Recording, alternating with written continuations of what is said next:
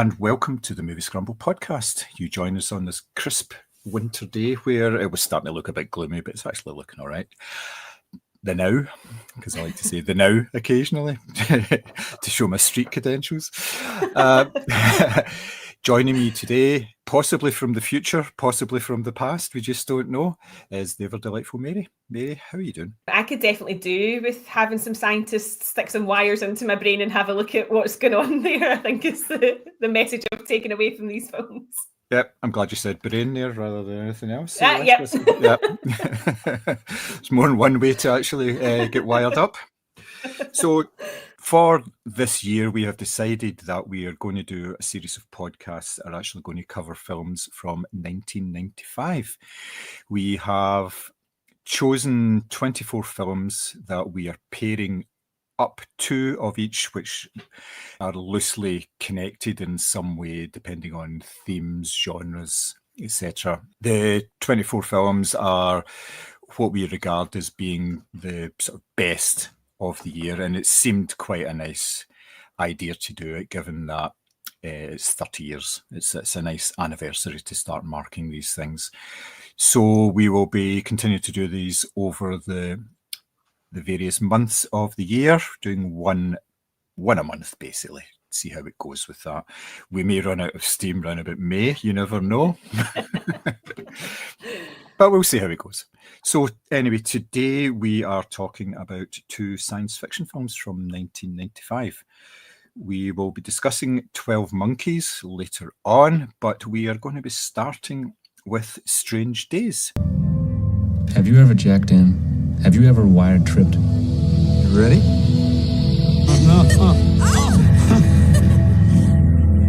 This is not like TV, only better. This is life.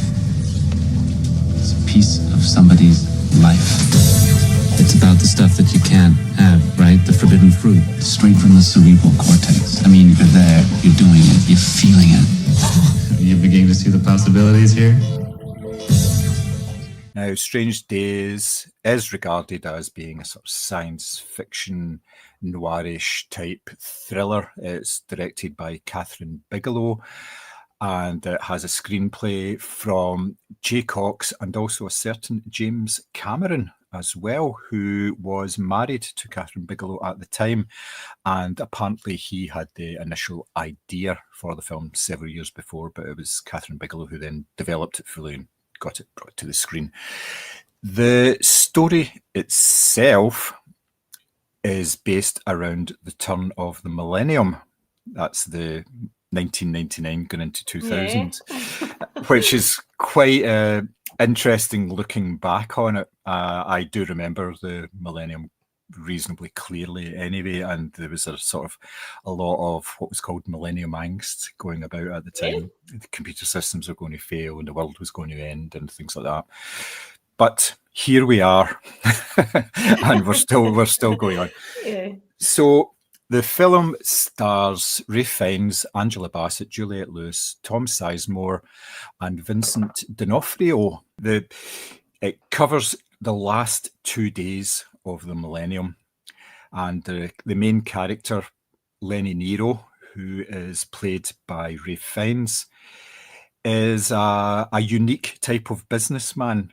He provides experiences for people based on FBI interview technology that basically can take information from the cerebral cortex of people and basically save it onto disk, and that disk can then be played, and whoever wires into that has the ability to be in that person's body, well, not in their body, in their mind more than anything else. And he's selling us, and obviously it's quite illegal and everything, but even then he has strict moral codes about what he can and cannot do. He comes into the possession of a recording that has the potential for blowing everything up. Now that's saying something, because the film is set in Los Angeles, and Los Angeles is basically partly run by the police and partly run by the mob. It's just crazy, busy. There's all sorts of trouble going on, and the police struggle to keep everything in check. And obviously with the impending celebrations as well, it's just everything is raised up to, well, dialed up to 11, if you like. And within that, this recording has the potential to sort of blow everything up and basically start a war that cannot be stopped. Now, Mary, obviously the film was from 1995. Yeah. You probably weren't even born then, I would imagine. I was actually 6. You were 6. You wouldn't have Yeah. seen this film because it was a 15 certificate. Obviously, I don't think that would have been on the shelf in the Palmer household at the time. No. Right beside Thomas the Tank Engine or whatever. So that's probably going to be a recurring motif that we're going to have through all these discussions. As in, what age were you in 1995? So it's made in 1995, set in 1999. Had you heard of this film before we decided to discuss it, and what were your kind of initial thoughts on the movie? Had never heard of it before at all. Just a complete blank in my cinematic knowledge. And it was, for me, watching it first time round, it was funny in a way that 1999 into 2000 was seen as the future.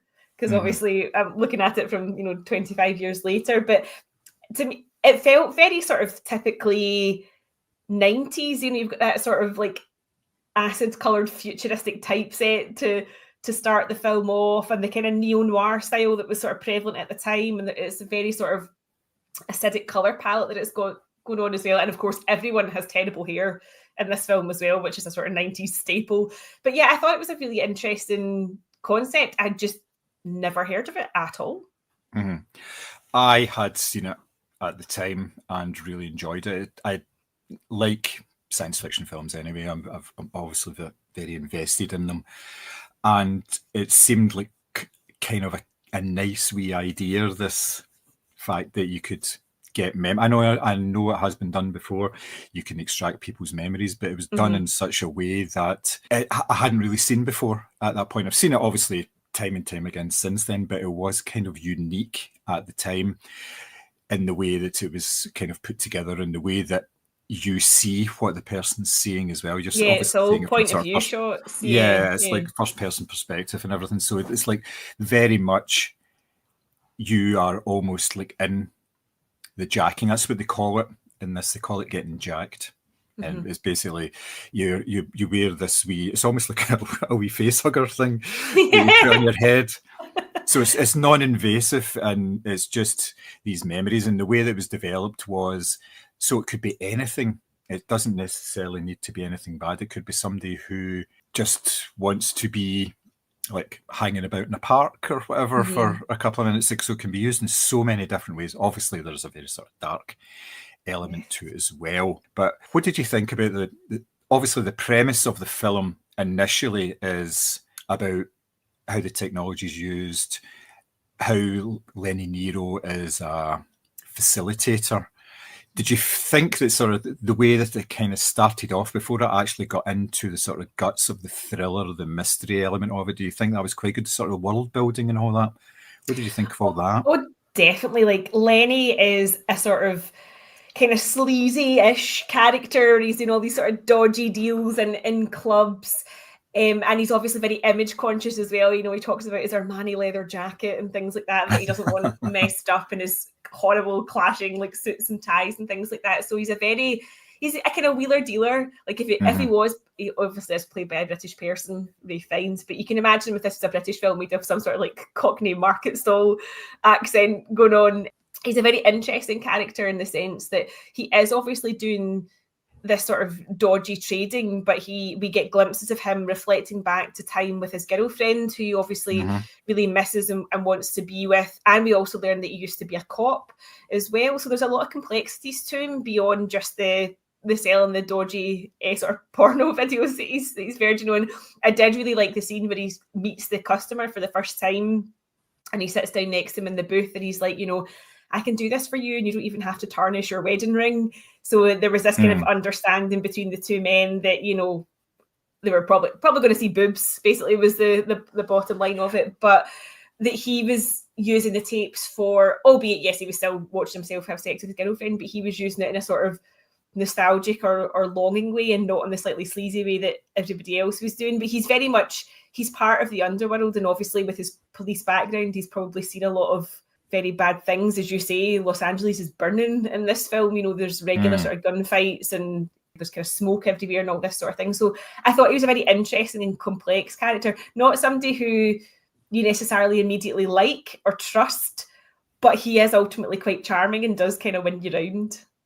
Yeah, you're kind of set up not to really like him because he is a bit sort of weaselly. He's got slight whine to his voice, which usually indicates a sort of a beta male character, which he kind of is. He can hold his own through his charm and through his guile, but he is not your sort of alpha male hero type in this, and that's kind of borne out later in the film as well, with the way that it kind of goes when, like I say, we get into the whole guts of this. What did you think of the casting of Ralph Fiennes in this? Because there was an awful lot of talk prior to this about who was actually going to be starring in it, and there was a number of people who were actually up for the role, were discussed at one point or another. John Travolta was a very prominent suggestion based on the fact that he made such a presence in Pulp Fiction. He had that was a real sort of comeback role for him. So he was up there, but there was also the likes of Schwarzenegger, Denzel Washington, Michael Keaton, Tom Cruise, Jeff Bridges, Mel Gibson, Bruce Willis, Andy Garcia, Nicolas Cage, Patrick Swayze, Sean Penn, Dennis Quaid, and Kurt Russell were all in consideration for this. So the fact that they went away from these sort of like alpha male type characters, a lot of guys in there are your sort of more macho. They went with Ralph Fiennes. Do you think that was the right choice for this? And what did you think of his performance as an American? Yeah, I mean, I must admit, I was surprised to learn that he was in this, because I think pretty much the rest of the cast is American. And when I think of 90s Ralph Fiennes, I either think of him in a sort of costume drama era, or obviously Schindler's List, where he is playing just obviously an out-and-out bad guy. So I think it was quite interesting that he did have the sort of flowing locks of his costume drama performances. And I did actually make a note saying I would love to have young Ralph Fiennes stare at me so ardently. So he must have been gazing upon Juliette Lewis at some point during the film. So I do think it's an interesting choice. I think that why he works is because he is somebody who can absolutely deliver nuance, right? So as I've said, Lenny is complex. There is the sleazy side to him where he's wheeling and dealing mini discs, if everyone wants a throwback, in the back room of a club. But equally, he can be vulnerable, he can get upset, he's probably going to get his arse handed to him in a fight, but that's where he uses his words to try and avoid that in the first place. Like, there is a great scene where he tries to reason with a bouncer as to why he should not basically get his head kicked in, which is really funny. And actually, probably your bigger action stars, in inverted commas, probably couldn't carry that off as well. I mean, the likes of John Travolta, I probably could see in the role, but actually, I think Ralph Fiennes does a really great job here. And probably because he does come from that sort of classical background, I suppose, you do have maybe faith in him to pull off a role that does require a bit of drama about it as well. Because ultimately, we do have to root for Lenny, we do have to be on his side and want him to solve the kind of mystery thriller element of the film, but there also has to be a bit of risk. And if it was somebody who you thought could absolutely handle themselves physically, that takes away that element of risk and uncertainty, whereas because his character is so weaselly and image focused, you just think, mate, you're not going to last 5 minutes in a fight here. So I do think he's the right person for the role. I think he's got the right balance of charisma and a wee bit of, sort of, as you say, kind of weaseliness that just gives his character that bit of edge. Yeah, I mentioned the Weasley part based on the fact that he has chosen an accent that is not deeper. It is a wee bit whinier. And he has obviously the sort of, his looks are kind of pointed anyway. Yeah. He kind of fits into that, and he always he always seems to be sweating in one way Yes. or another. That kind of fits in with the whole aspect of the film anyway, that it's all kind of, it's like a dirty environment. There's nothing clean about it. It is a bit sleazy, the whole thing. I thought he was magnificent in this role because it was something that he's hadn't done before, and he's probably not really gone back to in any ways. He does have a great range, and he's very convincing. He holds himself very well in the fact that he is suited up in these outrageous outfits. Because if you think about it, the character of Lenny for such a long time would have just been wearing a uniform.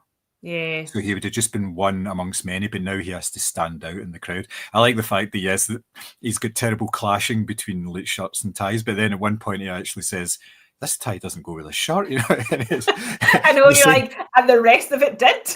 Yeah. So it is quite outrageous the way he dresses. It's quite flamboyant and everything. So, and that feeds into the whole image of Lenny Nero, wheeler and dealer. So a film is never successful just based on the main performances. So like I mentioned, we have a pretty decent support cast in that. So we've got Angela Bassett and Juliette Lewis as two of the supporting roles in here. Angela Bassett's role is very interesting in particular. She has a long history with Lenny dating back to his time in the LAPD, and you get that in a flashback why they are so close, why she basically puts up with so much of his shit. She is a limousine driver, sort of top-end limousine driver that provides sort of security services, if you like, and support for clients. She drives about in this, basically an armoured car more than anything else. It's what did she say, was bullet resistant? Yes. At one point. not proof. Yeah. So there's her, and Juliette Lewis is the former girlfriend of Lenny, who he, as you said before, he sort of kind of pines after. He has a number of intimate recordings with her. When he says, oh, there was one who was in a hot tub, for instance, stuff like that. So you have these two female performers in as supporting roles. How did you think that kind of worked? Did you think it was good? Because there was a different dynamic between those two type of characters as well. Did you think that kind of worked and fed into the film nicely? I will say I struggled with Juliette Lewis's performance in this. I think it was almost like she was reading her lines without actually having the context of why she was saying them. I didn't feel like there was an awful lot of emotion behind her character. I don't know if that was on purpose or not, but I didn't really understand why Lenny loved her as much as he did, I guess, other than just pure infatuation, because I didn't really understand the hold that she had over him, apart from sex, maybe. The contrast to that, I thought Angela Bassett was formidable. Like, I think she's given initially not too much to do. She's kind of the sort of bolshy limo driver who, as you say, sort of puts up with a lot of Lenny's shit. But as the film progresses, we get to understand more about her character and her domestic setup as well. I mean, there's a really gorgeous scene where she takes her family round to, I think it's her sisters, to go to a millennium party.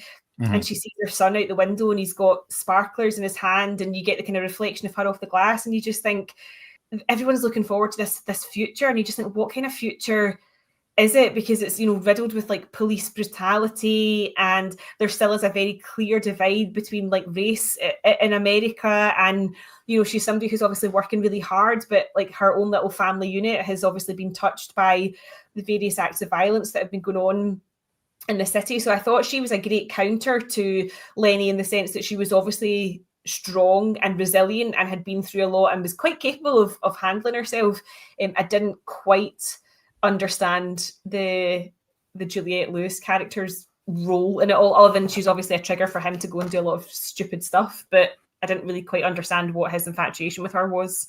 Yeah, I think it was more of an obsession thing with Juliette Lewis. That's the kind of, she realised that she had a hold over him, but it almost seemed as if she grew tired of him because he couldn't give her what she actually wanted, and what she's looking for is sort of fame and fortune. She's hooked up with this record executive mogul is in charge of a record label, and this is where the main sort of bulk of the story comes in, because this record label has a black rapper whose name I cannot remember. Jericho 1. Jericho 1, yes. Yep. Who is killed in mysterious circumstances. They believe it to be a gang-related killing. But as I've alluded to earlier, I mean, we're talking about a 30-year-old film here. I know, I think we can do spoilers. Yeah. So there is actually a recording of his murder as well, which was taken from the viewpoint of a prostitute, Iris, I believe her name was. And she recorded the whole thing. And guess what? It was the police that did it. I know, shocked. Nothing's changed 30 years later. But not in a way that it was a murder for hire or anything. It was just, these cops are bad. And the Jericho 1 was kind of saying, do you know who I am, kind of idea. And then it all went south from there. So that's the basis of the second half of the film, is searching for this recording and obviously what they're going to do with it and everything as well. So the Juliette Lewis character of Faith, she was very driven. She wanted to be a star, and you saw that. She was obviously performing on stage and everything, and it was all very sort of rock and heavy. It felt like an alt-right club. They were burning books in a big circle. It was very fascist looking.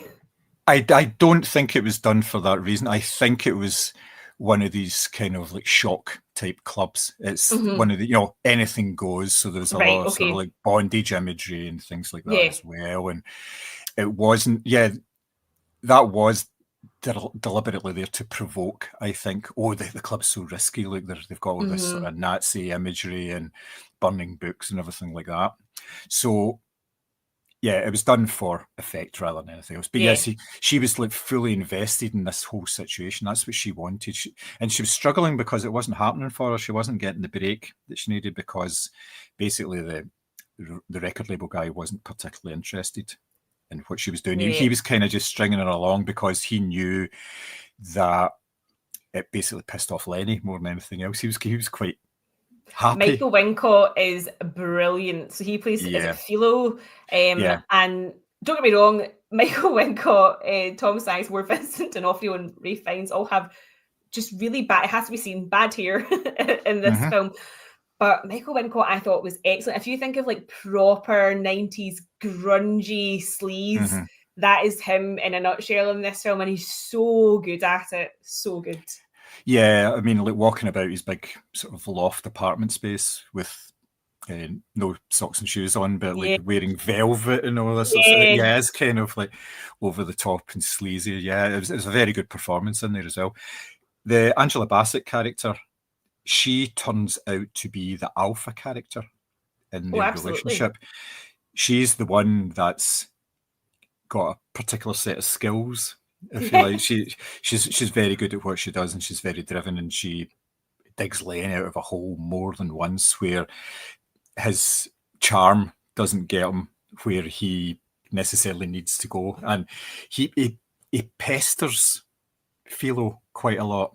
I thought Lenny, and that, in fairness, sometimes he does deserve getting his arse kicked because he is. Oh yeah. He keeps going back to the same place, expecting a different outcome, like a lunatic. I would also say as well that I wondered if the Angela Bassett character was originally written for a man, because mid-90s to have such a strong female character who is very capable and not really resorting to cliches, I thought was quite unusual. So I almost wondered maybe if that was written for someone else, because she is phenomenal, and she is one of my favorite parts of this film. I just think she's so good in that role, and I think the complexity of her character when we actually get to see a little bit more about her, and then obviously her family situation as well, and why she's working so hard to protect them. I just thought this is a fascinating, especially mid-90s, a fascinating female character. Yeah, it was very well developed, wasn't it? And it's, as you say, well, considering some of the other female characters in the film who basically very disposable, and they were there in a sort of titulating form as well, because absolutely take off,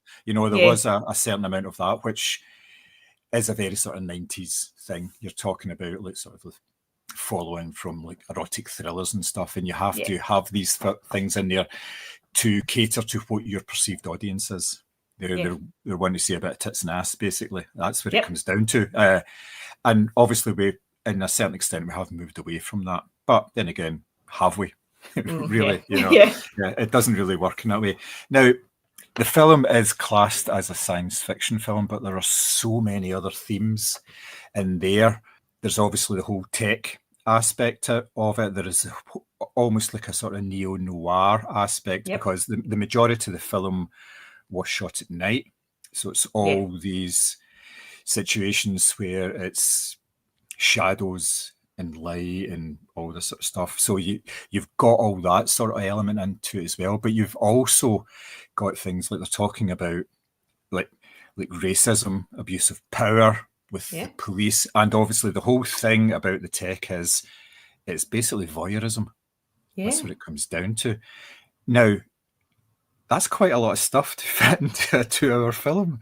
It is. And I think that I actually think as a film watching this now, this notion of digital consent, which obviously is a hot topic, on and offline, that was going through my mind quite a lot when we were watching this, especially, there's certain videos or memories that we become privy to that you shouldn't be seeing. So this whole notion of consent really came into it as well. Mm-hmm. But I think that they do... It is almost like in a film of two halves. You do have that first hour where it's sort of getting to know Lenny, understanding how the tech works, which obviously is quite important to establish how this tech actually functions and how you shoot the memories, which I think is really important. And then we get hints of obviously the police brutality. I mean, Vincent D'Onofrio is a bastard in this film, just a sweaty, nasty little shit. And you get all that kind of setup. And then the second half of it almost is like a detective thriller. Yes. Where Lenny has to piece together who's, how these crimes have taken place and who's committed them and all that sort of thing. So it is a very interesting film because I must admit, I'm not an out and out sort of dystopian future lover. Those films aren't really my bag, but actually the fact that this had a blend of different genres involved in it did keep me really hooked until the end, because so much of it, as I've said, I mean, like police brutality, digital consent, this notion of racial divisions, etc. Nothing's changed, really. So it was quite shocking in a way that a film from 1995 is still so relevant in a depressing way. Oh, definitely is. Yes, a lot of the themes, especially the abuse of power and the racism, was taken directly from real life events. There was the race riots in LA were 92, so just a few years before. Yeah, it was all the Rodney King stuff about how the LA cops got off with it, and there was like the Loretta Bobbitt case where all that kind of thing, and that became almost like a voyeuristic experience for people because they were following this case intently because it was so salacious about obviously the actual. And now we do that all the time. Yes, that is news now more than anything else. With occasional foray into California burning, and then you go back to seeing all this stuff. Yes, I felt it was quite sort of present in that way because we are there still, and I like the fact that the film was. Yes, it is a kind of dystopian future, but it's a small step. It's only 4 years that you've actually got between the events of the film and when it was made. So there are no great sort of real scientific leaps or anything. Everybody's still using the same technology that we're using. Yeah, we're not flying cars. And I think that's what made it feel so credible as well, is the fact that, well, one, that nothing's changed, that we very much still live in that world that's been portrayed. But the tech all felt very credible, because when the film opens, I actually thought it was like a first-person shooter, like video game that we were watching, the way the camera moves, and obviously you're getting that sort of POV shot. And so actually the tech feels very credible as well, because it is just like watching a video game. Now, obviously it's used for sort of snuff clips and various other nefarious purposes, but the tech felt very, you could see that would definitely be a thing that could be made, and so that made it feel very real and very scary for those reasons as well. Oh yeah, definitely. I liked the way that they brought that element into the story, because they said it's basically stuff that's been stolen. It was used for BI purposes, but it's done in such a way that it's quite plausible that this technology was around then, and it's taken that time, sort of the 4 years to get there. I like the way that obviously things were starting to go to shit, but they weren't fully there yet. There was still a level of order because you could still drive down the street and not get attacked or anything, or you, especially like in the sort of like the big sort of metropolitan areas, it was still kind of free, but there was that constant presence of army and police all the time as well. It kind of, to me, in a way, because it was LA, it kind of felt as if it was like the first step towards what you're going to see in Blade Runner. Now, Blade Runner was set like sort of the 2020s. And yes, they do have flying cars and stuff, but it's a grimy, horrible place that the climate's been affected, obviously. And obviously that's not even touched on here, but it's something you can see it sort of developing from there, especially with sort of the police state elements and all that as well. I kind of thought, that works really, really well. Now, you touched on it earlier in that you said that the first hour was kind of the build-up and then you went into it. Did you think that worked? What do you think of the pacing of the film? What did you think about that? So I do think the first hour was a wee bit on the long side, but I also appreciate that back in 1995, this tech would have seemed quite implausible and quite futuristic. So there is a bit of scene setting that has to be done. And actually, it is important that we do understand who Lenny is. But I much preferred once it got stuck into the actual drama of it all. So, who is it that's committing these killings? Why is it that that Jericho has obviously been wiped out, essentially, because we get to understand from news clips that he was obviously quite provocative in what he said and that he was very anti-police state and called out racism as he saw it. So who is it that's bumped him off or whatever? So I much preferred once we get into the detective story element of things and piecing together how these murders were related and who is it that's obviously shooting these clips, because that's the big thing, isn't it? It's who is behind the camera. So I preferred once we get into that side of things. But pacing wise, how long is it? It is a couple of hours, isn't it? It's 2 hours and about 15-20 minutes total. Do you know, it probably is about 15-20 minutes too long in the first half of the film, but actually I'm not going to complain about that, because it moved quickly enough into the sort of grittier things that it was still enjoyable. Well, I was kind of surprised because I got quite absorbed with the film in the sort of first hour or so. But I only realised I'd been watching it for so long when I sort of clicked on the time to see there was something happened. I thought, I'll note that for this time this happens, and I thought, it's 50 minutes into the film. What the fuck? It's like it was really. I was really kind of surprised, and I watched it all in like a winner as well, and it was just I thought it worked very well. Yes, there was a kind of pivot moment where it moved from all the world building in the background, and you were introduced to a lot of characters, where it actually became the story, like you say, the sort of detective story with the death of the prostitute, with the death of Iris. That was kind of the point where it was like, well, why did she die, and what was she trying to tell me, and all this kind of thing as well. So I did enjoy it in that way, and I didn't think it sort of flagged at any point, because that's obviously a problem with a lot of films, because they have to have a wee sort of exposition session sort of halfway through, and they didn't do that here. It kind of they explained everything kind of upfront about it, so it kind of worked in that way. Now you see the recordings from two different angles, if you like. You see them with the people who are actually experiencing them. You're inside it with them, and there was also a couple of scenes where you saw people experience them from another person's point of view, as in that you were just seeing what their reaction to it was. Now, with the people who were looking at it and seeing the reaction, I felt that was really kind of powerful, because you saw that the effect that had on people. What did you think about it? Did you think that kind of worked? Oh yeah, I thought that was so well done. I think when it comes to Iris's assault and murder, I thought it was particularly powerful watching, Angela Bassett's character see that unfold, and everybody automatically goes to pull the device off their head because they can't bear it. Because I think that what starts out for Lenny is a little bit of a joke and some kind of soft porn, or pretending to be a 18-year-old girl in a shower or whatever it is, becomes very real very quickly.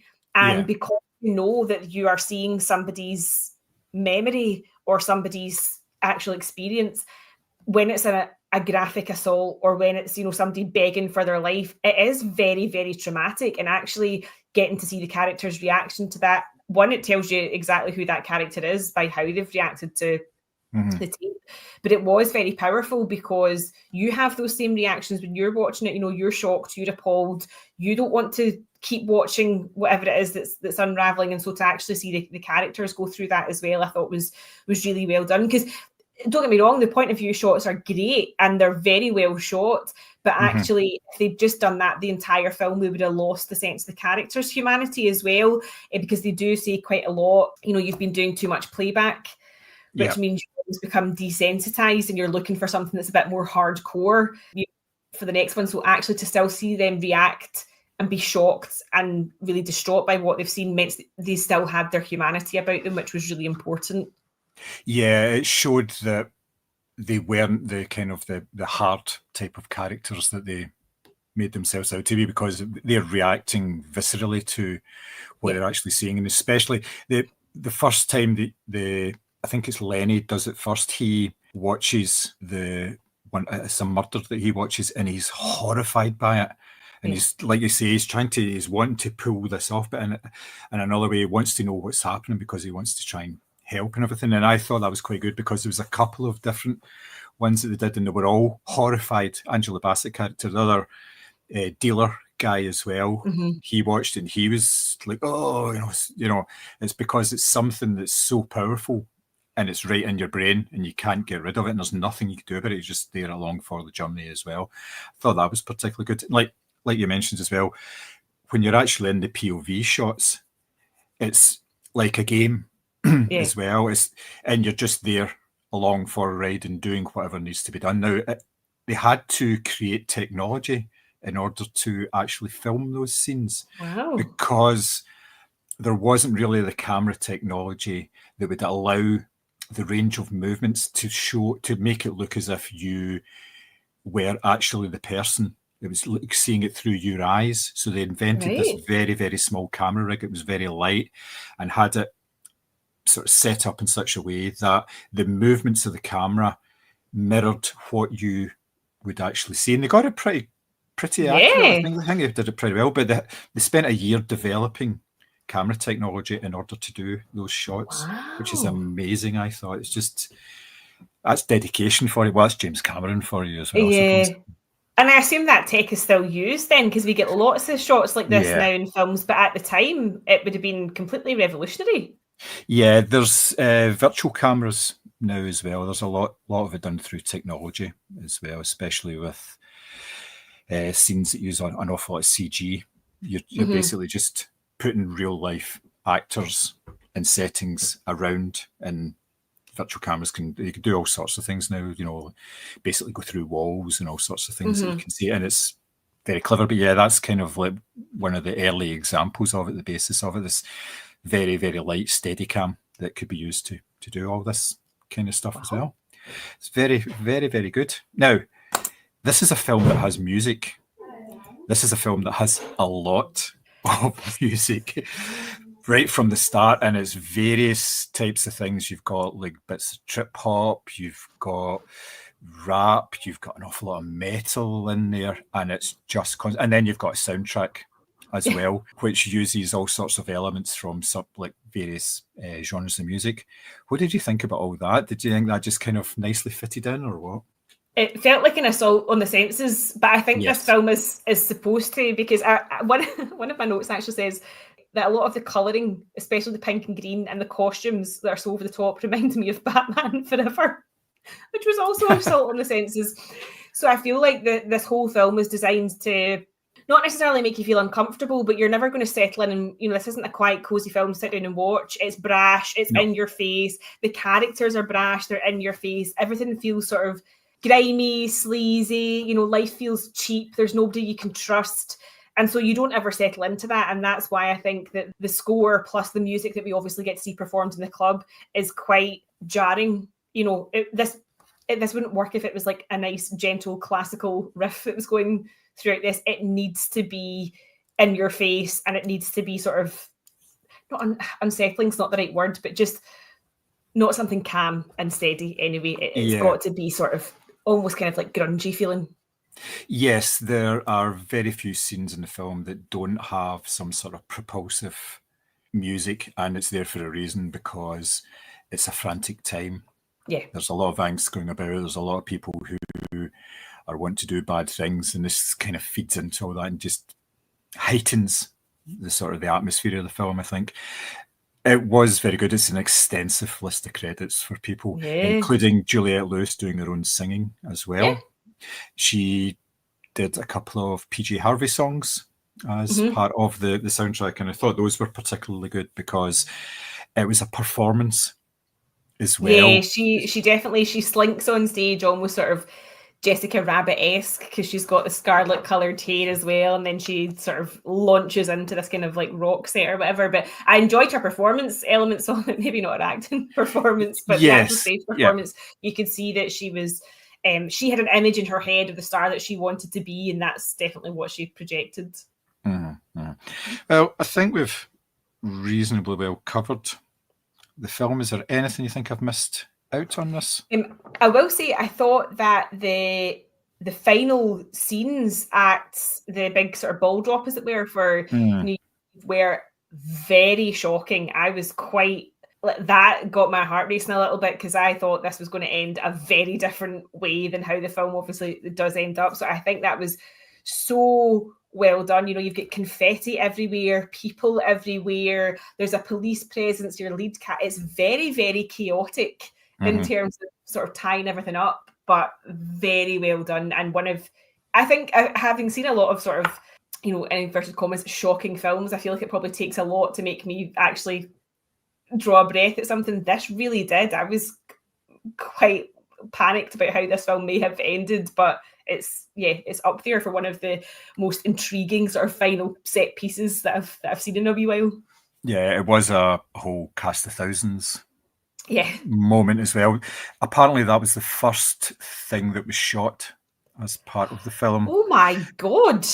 And they blocked off a major street in Los Angeles in order to do it. Some of the same streets that were later used for Terminator 2, apparently. So there's a nice wee link there, a nice wee Cameron link there. And there was something like 170 people who were involved in the setup and management of the whole event, putting it all together, and like you say, with all the confetti and stuff everywhere, and there were hundreds of extras, and they had bands on to actually get the crowd amped up and everything as well, just to create this sort of atmosphere of anticipation and like a wee bit of danger at the same time. And then obviously they filmed the major final scenes in the middle of all this as well, because it is one of these films that you think, this was 1995, they haven't used a lot of CG technology here to augment the crowd. This is a lot of people out on the streets, and you think, logistically, it's a bit of a nightmare as well. The only other thing I can think of is the fact that with a lot of these experiences, they're obviously put out there as real life experiences, but Lenny himself curates experiences. He hires people to do certain things, so even then there's a certain artificial layer to a lot of it.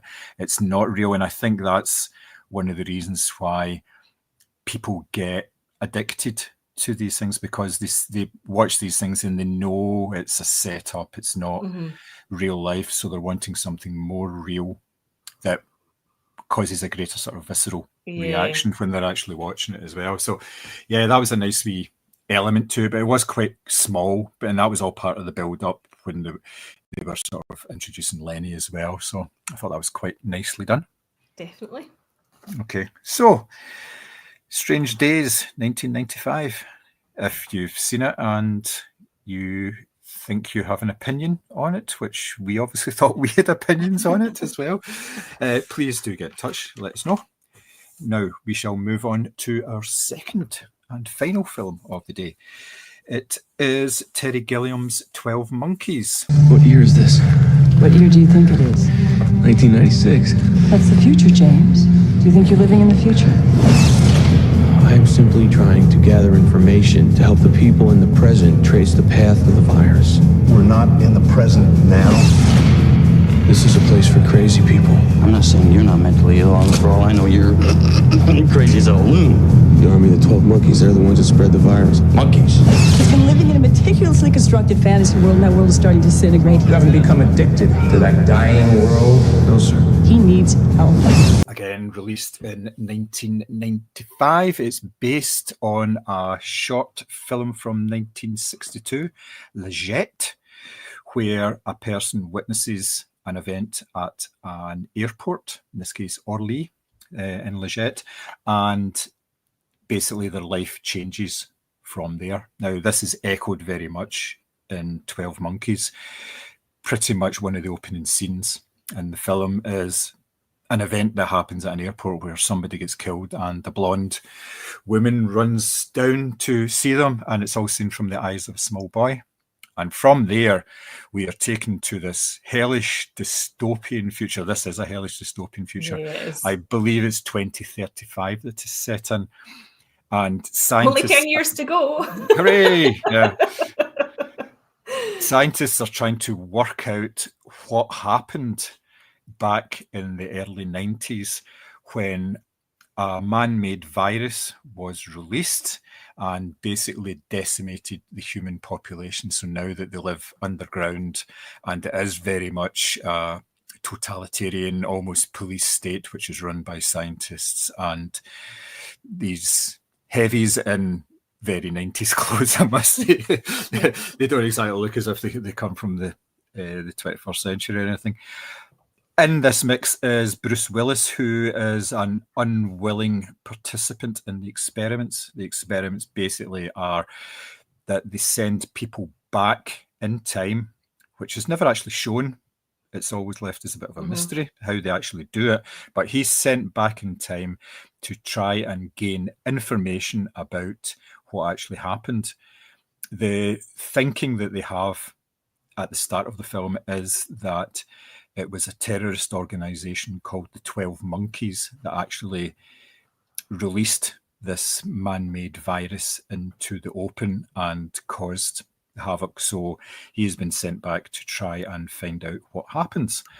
Now, on the first attempt, they overshoot the runway somewhat and he gets sent back 4 years early, and ends up in, not unsurprisingly, in a mental institution because he is a bit disorientated to begin with, and he just does not know what's going on, and he is not the most stable of people at the best of times, shall we say. And he ends up in this institution where he meets a very strange character called Jeffrey, who's played by Brad Pitt. And from there, all kinds of shit happens back and forth in time. He gets assessed by a psychiatrist played by Madeleine Stowe, who at first doesn't believe him at all, and then circumstances and plot reasons, she does start to believe in him. Again, obviously, this was a film from a long time ago from an acclaimed director. What did you think initially about this one? So I'd seen the poster, the sort of hypnotic black circle of monkeys off the red, which is how the film starts. Obviously, it's that kind of rotating sort of series of monkeys. This is my favourite film out of the two that we've watched. I absolutely love this because I don't think still don't think I understand what happened, but in a good way. Like, I really, really enjoyed this. I thought the performances were fantastic. I mean, honestly, this might be the best I've seen Bruce Willis, because I think he's so good in this. And it's a film that really keeps you guessing, is he mad or can he actually time travel? And I love the fact that, we start off and we see these prisoners in cages, like battery hens almost, and you've got a giant meat hook coming down to take them out for volunteer duty, and all the animal illusions and sounds that you had throughout the film. This was very much, I loved this. I really enjoyed it. Yeah, I'm a big fan of Terry Gilliam, and this is right up there with Brazil in terms of the order that I sort of rate his various films. It's a very particular style of film. If you showed somebody just an image from it, especially like the sort of dystopian future image, they would say, that's a Terry Gilliam film. Yeah. I thoroughly enjoyed it at the time. It was one of my favourite films from that year. I bought the soundtrack and I bought the DVD, and I think I've got it in Blu-ray somewhere as well. So it's one that I have seen a couple of times and thoroughly enjoyed. It's kind of like a perfect Gilliam film, if you like. Yeah. May not be a perfect film, but it's certainly perfect in terms of what he produces. Now, you mentioned there about Bruce Willis in one of his best acting roles. Now, by the mid-90s, Bruce he had been at the top of his game during the 80s, and it was slightly lesser in terms of, it was still like an A-lister, obviously, but he was starting to get a bit of a reputation for not really being particularly interested in roles, and we've seen that over the years. Now, I know the man is ill. I'm not going to speak badly of him, but it was fairly evident to see that a lot of the times when he was making films, he really didn't give a fuck about it. He was just dialing in a performance. Now here, it's anything but that. What did you think of him? I mean, like I said, Bruce Willis, for me, I know that he had the whole sort of romantic career in the 80s, but for me, he is Die Hard. So to actually see something so different, that when we first see him having time traveled and he is dribbling, bruised, rocking back and forward on his haunches, it was really shocking because, there was literally a huge waterfall of saliva coming out of his mouth, and he's so disorientated.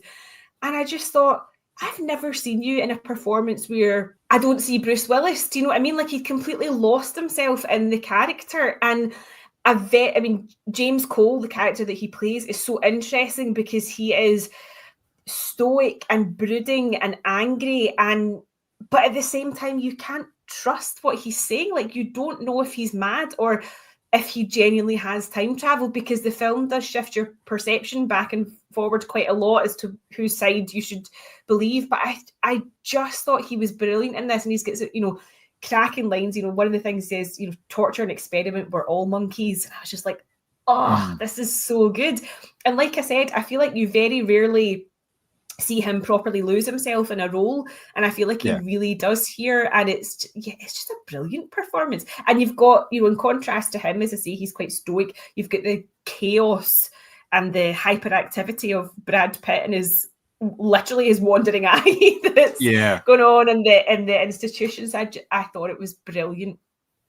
Yeah, it was a very unusual performance for Bruce Willis, but basically because it's a very unusual character for him to take on. It's not the kind of thing, if you see it on paper, the character, you would say, no, I don't think Bruce Willis would be interested. No, I don't think he would do that. But the fact that he actually did take on the role and fully invest himself in it, and like you say, he did leave himself fairly vulnerable during the performance, because there was kind of no place to hide at points, because, like I say, he'd been stripped naked and he was dirty all the time. There was very little redeeming qualities. He didn't know what was going on for most of the time. He was pretty much a horrible person to everybody that he met, because he was trying to sort of figure out what are the 12 monkeys and, what did they actually do and everything. So, the way that he treated the Madeleine Stowe character initially, obviously he kidnaps her at one point, and he says drive, and she says, where? He says Philadelphia. She's like, that's 160 miles away from here. What are you talking about? That was quite, but yeah, there was scenes in the car when they were driving, and he was listening to the radio, and he's obviously didn't know anything about the time back then, because he obviously was born then, but he didn't know anything. Basically, everything he knew from a small child was desolation and living underground and all that. So he was just part of the system that kind of evolved from there.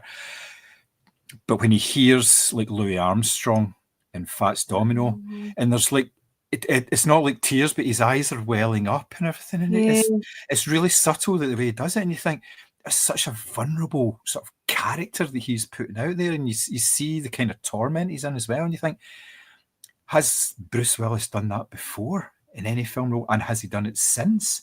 I know. I actually just get shivers you talking about that, because those scenes in the car, that childlike joy in his face when he actually finally hears music, because he's basically been living like a sewer rat for his entire life, and to actually, that was Yeah. they were great. Yeah. The only other performance I can think from him that sort of comes close is Looper, which is another time travel science fiction film. Yeah. And that is a completely different type of performance, but it gets to the same sort of levels of like emotional investment that you have in the character as well. So I thought that was fantastic. Now, obviously, we talked about him being brave and obviously taking all this on, but he must have seen Terry Gilliam films before. So look. Well, you would think, you don't just sign on to these things on a whim. Now, there's a particular look to a Gilliam film. What did you think about the whole sort of world building aspect of it, and kind of getting thrown into the middle of it right at the start? Yeah, I mean, I loved it. So under the ground, you've got the steel and the brick, and then you've got that panel of scientists. All strange, sort of. They look like something like the Wizard of Oz, sitting around the table, and that huge big ball and the glass tube that he's put into is literally quite a big test tube that he's put into to time travel. And then you've got that mirrored in the panel of doctors that meet him in the institution, but of course the institution's all whitewashed, the uniforms, the walls are peeling. And then you've got the sort of chaos of the institution as well, because they try to sort of sedate them via pills and cartoons and Marx Brothers films, but there is sort of like this constant feeling of kind of anarchy and chaos and sort of generally quite sort of frightening, but it looks incredible and it's so distinct. Like, exactly when you're under the ground with the crazy team of scientists, exactly when you're in the mid-90s in the institution. It's just so well executed, and you get a real sense of time and place, and there's never any confusion as to where you are in terms of quite literally what decade you're in, but also are you above ground, are you below ground? Everything has its own distinct look, and it's gorgeous. It's absolutely gorgeous to look at. It's nice that you say gorgeous, because when you're looking at it, it's really. I know exactly what you mean. Yeah. But it's such a distinct thing. Sometimes I feel like I'm craving things like this in films where you look at the work that's been poured into the production design and the set, and you just think, what a formidable piece of work that is. I mean, like there's the scene where, Bruce Willis's character emerges sort of above ground for the first time, and it's all sort of like cloaked in blue, and it's like desolate looking. But then all of a sudden, there's a bear and a lion, and you're like, yes, this is a Terry Gilliam film. This makes complete sense. But I appreciate the artistry of it all. Yeah, the attention to detail is very, very impressive. Like you say, like in the first scene when he actually goes out, the process of him getting ready to go out, and he's like putting on two different like sort of oversuits so he can actually breathe and everything as well. And then when he's being interviewed, and he's not just interviewed in a chair, the chair elevates up about 7 feet off the ground, and it's about this big floating eye that asks him all the questions. I mean, even though the people are actually sitting down there, but it's not just that. There's a whole like sort of almost the unseen elements of like that kind of scene, because you've got people at the sides which are kind of blurry, and they're working away and doing something against the wall. Yeah. And it's never explained. It's just in the same way that it's never explained how they actually do the time travel element of it. It's just, don't worry, kids, he goes back in time, or does he? That's the kind of thing. Yeah, does he go back and forward and everything? But I felt that was so well done, and I think they got awards or like award nominations for the production design more than anything else. Yeah. But that's the kind of way that Gilliam makes films. He sort of beds in this world, and you can see it's a sort of almost like a cyberpunky type of thing there, It's all very visceral. It's things that you can touch. It's like cogs and wheels and like magnifiers and all this sort of stuff. It's not overly techy. It's not shiny and usable. Yeah, if anything, it almost looks sort of like Victoriana. It's very clunky and heavy looking. And as I say, there's points where he's quite literally in a test tube and things like that, where he's getting punted off to different eras. But I do find that so fascinating. For me, Gilliam is somebody who, as an actor, it must be so rewarding to walk onto a set like that. And as you say, it's not CG, it's stuff you can physically touch and see and feel, and no doubt smell the machinery and stuff like that. So I've got a real appreciation for that. Yeah, that's definitely where the money goes in this type of film, I think. Now, let's talk supporting performances here. The obvious one is Brad Pitt as Jeffrey Goins. Now, if it was a risk for Bruce Willis taking on this role, it must have been at least equally a risk for Brad Pitt. Pretty boy Brad, at this point, very much on the ascendance, with very sort of mainstream roles where, you know, he's shot at his best angle and all that. Yeah. He's very nice. But like here, as you mentioned, he has this manic sort of wandering eye, which just completely throws you. What did you think of him? I mean, straight away, when the guy whose eyes are facing in different directions tries to get you into some sort of conspiratorial chat in an institution, that's the guy you stay away from. I mean, he's endlessly fascinating in this as well. He's so physical and he's so loquacious, and like there's scenes where he's like jumping on beds and shredding pillows, and there is anarchy absolutely rippling through him. You know, he eats a spider at one point as well, just for shits and giggles. But then you get the sort of backstory where his dad is Captain Corporate, basically, and he experiments on animals, which is why he's part of this sort of fringe group. And he obviously has a complicated relationship with his dad, and he proclaims to hate wealth and hate big corporate because he goes on these big rants about it. But then at the same time, he's saying to the orderlies, I'll just phone my dad and he'll get me out of here, because he's kind of thrown out his sort of rich boy credentials. So I thought his performance was absolutely batshit, and I mean that in the best possible way, because he is a character who, as I say, is the complete contrast to, you know, Bruce Willis is sort of serious and stoic and trying to piece this all together.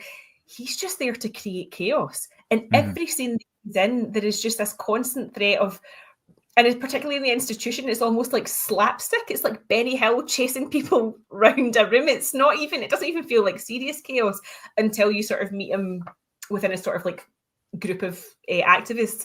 But I thought this was a great performance. And again, a very sort of, it's not vain, you know, as I say, his eyes are facing different directions. He's got that kind of long, straggly hair. He looks like you're sort of, if you were to say to somebody, describe an eco-warrior, he looks like that kind of typical 90s look of that. But I thought he was a great contrast to Bruce Willis, but also, a really different performance from Brad Pitt, as you say, at the peak of his sort of pretty boy roles, and here he is doing something completely mental, for want of a better word. Yeah, oh no, that describes it very well, because obviously he's not an institution for fun. Yeah. Although, like you say, he could get out at any time because of his rich daddy, his rich industrial daddy, played by Christopher Plummer, which I thought was a nice wee role there. It wasn't on like an on-screen role for too much of the time, but yeah, it was a nice wee contrast between the father and the son. There was a certain amount of exasperation there in the way the son behaved. But yes, he never stopped. Jeffrey was always doing something. Even when he was sitting down, there were ticks, there were noises. The eye was going. He was just fidgeting. Even if he wasn't doing anything, it was just always just, you know, with the shoulders and everything. It was such a good. It was an intelligent performance, because he's obviously set out to like be this larger than life, manic, disturbing presence, and what better way to do it than to have everybody's eyes focused on him, because he's the one twitching over at the side, even if Bruce Willis is being there, you know, just obviously lying in bed trying to sort of figure out what the hell is going on in his life. And he's this guy just all over the place. It was amazing. Again, Brad Pitt hasn't really touched on that type of energy since then, which is interesting, I suppose. But, you know, it's not the kind of role that you would do an awful lot, because it wouldn't have the same impact, I suppose. And no, definitely not. But it's interesting that they both sought it out at that particular period in their careers, because, you know, as we've said, Brad Pitt sort of, you know, at the peak of being a sort of pin-up, doing something very different, and Bruce Willis obviously having gone through a sort of romantic period and his kind of big action star period. It's interesting that they've both been drawn to this particular film at this particular time. It's interesting though, because the original leads for this film were Nick Nolte in the James Cole role, I know, and Jeff Bridges in Jeffrey role. Oh, Now, Jeff Bridges, I could kind of see. He has that sort of energy about him. You've seen him going into sort of darker places, but I don't think it would have the same sort of physical. No. Yeah. No, definitely not. No. That's a really interesting, because that changes. Whereas, I mean, like Strange Days, it changes the dynamic in like a huge amount when you think about alternate leads. I think these two would actually cast really well, and also just the way that they bounce off each other as well works for me in terms of who they're meant to be characters. Like, they both bring the right amount of sort of energy and physicality to the role. I can't imagine Nick Nolte and Jeff Bridges doing that. Bizarre. Yeah, no. So obviously we also have Madeleine Stowe as Dr. Catherine Rayleigh, who is the psychiatrist initially put in charge of the treatment of James. And at first she just looks on him as being another mentally ill patient, rambling, incoherent, in need of severe sedation more than anything else. But events start to make her doubt what's going on. The first event is that James disappears from a locked cell where he is actually restrained. It's one of these weird sort of Gilliam type of rooms, because it's got a really high ceiling. Yes. and a tiny little bed at the bottom. Yeah. You don't tend to get these type of places. So she starts to come round to what he is actually saying, based on like a sort of investigation with him coming back into life like 4 or 5 years later, when James actually gets pushed to the proper timeline. Now, what did you think of her performance? Do you think it was like a sort of a thankless task based on the sort of two leads, or did you think she actually held her own here? I think she definitely held her own, because we as an audience are obviously supposed to position ourselves with Catherine, because we are sort of looking upon him or James as mad. And I think that the way her character sort of changes throughout is really interesting. And I think that, one, it's interesting that she's the only female in a panel of doctors as well at the institution. So she is seen as the sort of empathetic one, purely because she's a woman. So she's obviously assigned to James's case. And then when we meet her for the second time, she's giving a lecture on the Cassandra complex. And you're kind of going, is that the fate of James? And is he the Cassandra who's never to be believed? And obviously, like the audience, she changes her mind. At times she accuses him of just simply regurgitating theories or stories that he'd heard whilst he was in the institution. But then their sort of perception of reality swaps, wherein she goes, no, you've predicted these things that have come true. I believe you. And he goes, no, I'm mad. Don't listen to me. So we are sort of positioned with her in that although we do see him travel through time and we do see him back at his sort of underground sort of community, we are sort of taking things on face value with her. So I feel like she's the audience, and we sort of go along for this ride with her. Yeah, I didn't quite get her sort of arc in this, because at first she's a doubter and then she's accepting, and then like in the third act she becomes like the love interest as well. That was an unnecessary segue, because presumably there's a doctor-patient rule that you're not allowed to strip those in your institution. But so that I could have done without, absolutely. But I felt she was really just there as a sort of conduit for the audience, because obviously we change our mind on James, and as does she. Yeah. So what did you think about, I know we talked about the pacing previously on Stranger Days. What did you think about it here? Do you think there was pacing in this film? I think this honestly flies by the seat of its pants, and I really like that, because obviously you're taken back and forward through these various sort of, he's sent to the wrong time. He's sent to French World War I battlefront at one point as well. Whoops, wrong button.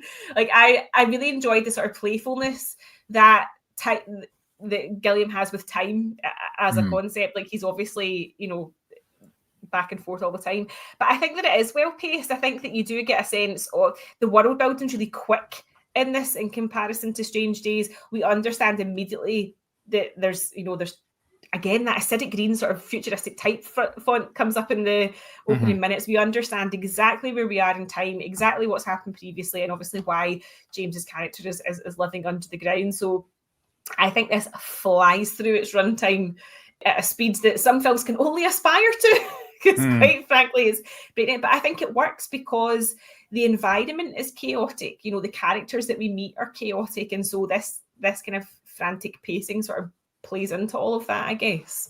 Yeah, definitely. It starts at a fast pace and it really doesn't let up. Even in like the initial scenes where he's getting ready to go like over ground and investigate and try and, you know, pick up pieces so they can further. Even then, it's still kind of fast. It doesn't hang about at all, and then obviously it just keeps going. So I thought it was kind of frantic all the way through. It was a sort of frantic energy, and that was because partly to do with the fact that it was like a race against time almost, because he had to try and figure out what was going on. Yes, they can go back and forward and everything, but he was there primarily to figure out where the virus came from and what he was doing about it. And obviously the whole 12 Monkeys thing was the focus based on the information that they got from they pieced together from the past. Now, I found that quite interesting, the fact that the information from the past is all just fragments that they've got, and they're putting it together. So there was one point where he made a phone call, which I thought was quite nice, and obviously that got recorded somewhere, and they were able to sort of pull it together, but it was so distorted that they didn't know who was at the other end, and it actually turned out to be Catherine. It was actually the other end of the phone call and all that. So I thought, it was really, really well done. I kind of liked that, and it kind of fitted in with the whole race against time element of it as well. Now, the film itself has a number of inspirations, some of which are more sort of prominent than others. There was the likes of there was a Marx Brothers film that he was watching at one point, which was Monkey Business. Yeah.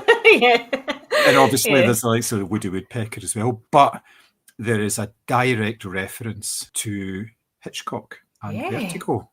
What did you think about that? When I watched it at the beginning, it felt a little bit bizarre, but when it kind of played into the whole story. But what did you think about that when they went to an all-night theatre? There was a 24-hour. They didn't say Hitchathon, which was really disappointing. They didn't. No, Hitchcock Marathon, and it was Vertigo that they were actually showing in the cinema as well. So what did you think of the inclusion of that and the sort of the contrast and compare of Vertigo and 12 Monkeys? Yeah, I thought that was fascinating because when I first watched the film, I felt it was a very sort of Twin Peaks vibe.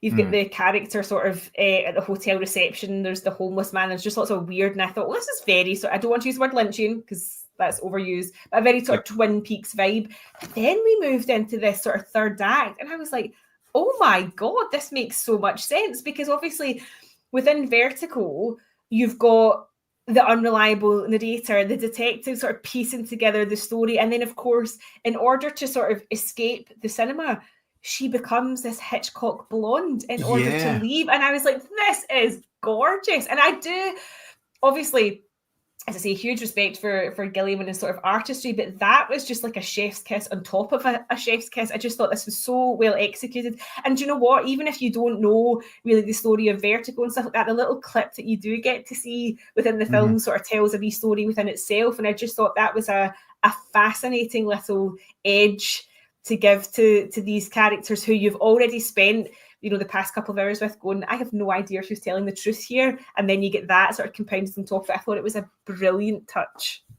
Yeah. And there's a wee scene where you see her with blonde hair for the first time, and the Bernard Herrmann music is playing underneath, because that's actually playing in the cinema. And she's wearing like a similar coat to the coat that Madeline's actually wearing as well. And it's just, it works so nicely. And I like that because obviously the character of Madeline is sort of like almost like a character out of time, because it's like the picture that she always goes to see, like, you know, she's a reincarnation. So there's a sort of element of like timey-wimey stuff in there. So I just thought it was cracking. It just really worked well. And it benefited the film for me because I had realised the connection. It was one of these ones you go, I know what you're doing here because I've seen Vertigo, and obviously we've talked about Vertigo as well in those sort of same terms. So I thought that was very nicely done, and it, like you say, it kind of solidified a lot of stuff because you were getting images of this airport scene. Yeah, and I kept trying to work out where that fit. I wasn't sure if that was meant to be James as a young boy seeing this unfold, and obviously, although I will say that Catherine gets the great wig and costume as a result of the Hitchcock marathon. James does not look like he's going out of a Hitchcock film, more like a sort of 80s porno, but that's by the by. Yeah, there was an awful lot of emphasis placed on that moustache, wasn't there, towards the end of the film, which actually played out in the final scene. It was really very well done because at one point, I think it was the left side of his moustache was coming away, so she got him glue and everything, and he glued it all back on. And then the very final scene, the right side of it's all flapping away because it hasn't been glued down properly again. And you're thinking, that's a nice wee touch. That's very clever. That's like totally super. So what did you think about sort of the overall themes of it? Like in terms of dystopian future information overload, because that's kind of what the sort of scientists in the future are dealing with. There's so much information that they've got up to that point, but it's all jumbled and they're trying to make sense of it.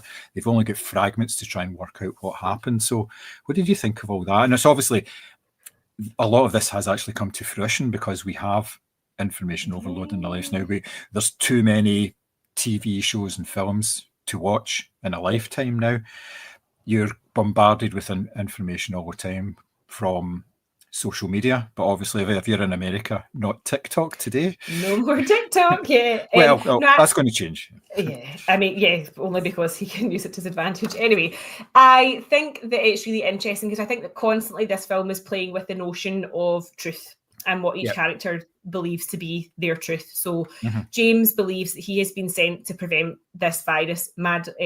Catherine believes that James is mad. Jeffrey believes in sort of chaos and anarchy and obviously the protection of animals. And the scientists in the future, they believe that they have to piece together what caused this international pandemic, so that everyone's working to their own agenda of what they believe the facts to be, which I think is really interesting because that's exactly how we operate now. We get snippets of truth in amongst lots and lots of information, and we do the best with the version of truth that we have, or we manipulate truth to our advantage. And it obviously, even the notion of the 12 monkeys, I thought was quite interesting because we have had groups like Just Stop Oil come to fruition recently, and the chaos that they designed to cause, whether that's, gluing themselves to motorways or stretches of road or destroying sort of art. Jeffrey's approach obviously was to try and release something sort of like a bioweapon. So I thought it was really interesting. Again, in the same way that Strange Days, you just think nothing's changed. We're kind of still in this sort of half-truth world where there are sort of splinter groups who want to sort of really disrupt what they see to be the sort of capitalist process. So I thought it was fascinating, and definitely stylistically, as in how this film looked a lot more, if you say dystopian future, this is probably what you think of in comparison to Strange Days, which wasn't too out there, but this felt more sort of playful with style and things like that. So yeah, a really interesting one, because it definitely had you thinking about, for me anyway, certainly the focus was truth throughout it, and who was sane, I suppose, and who was telling the truth. Yeah, I liked the fact that it was talking an awful lot about the information that we know as well, because like I say, that still runs through to today. And a lot of things that are discussed in the film have actually come to pass as well. I particularly like the fact that all the technologies they seem to have in the future were not super duper nice, because it was all based on the fact that basically the world went to shit 30 years or 40 years before, and there wasn't the capacity to actually build new things. It was making use of older stuff to their advantage. Yes, scientists obviously still continue to develop stuff, but it's all based on older tech. I feel like it's all kind of pieced together. There's nothing uniform about it. It's not glitzy and sleek. It's as I say, it's sort of clunky looking, but it's part of this underground world where, as you say, it's almost like, as I say, it's like sewer rats. It's like cobbling together pieces that they found and trying to, create something out of that. Yeah. It was interesting that at the heart of this film, it was a story about a virus getting released. I know. And it involved monkeys, which is Yes. obviously something that has been talked about. It came out of some sort of lab environment, whereas if that's true or not, we are still to find. But yeah, I don't think this film was actually discussed in any sort of meaningful way, in the same way that Outbreak was discussed when the pandemic started to happen. Now, I know a lot of people were kind of shying away from these films. They were kind of going, "I told you so." But I know. Yeah, I did kind of find it a wee bit of a surprise having watched this again and thought, that was such a prominent part of that. Why was that not, discussed more when everything started to go to shit, like back in 2020? It just seems a wee bit strange. It really does. I mean, to me, and also because I'd watched, as I said, 28 Days Later the other night as well. Like, this was very eerie, sort of parallels to, as I say, when Bruce Willis first sort of comes up into the world and there's nothing around, and you're like, oh my god, that was peak pandemic, where there was no traffic, there was no people about. You saw it on the news, there was sort of drone shots of motorways entirely empty, and that's exactly the vibe that this gave. And if you were really putting your tinfoil hat on, which you absolutely could watching this film, there's a virus that's been made in a lab, and there's the lovely little scene at the airport where she lists all the major cities.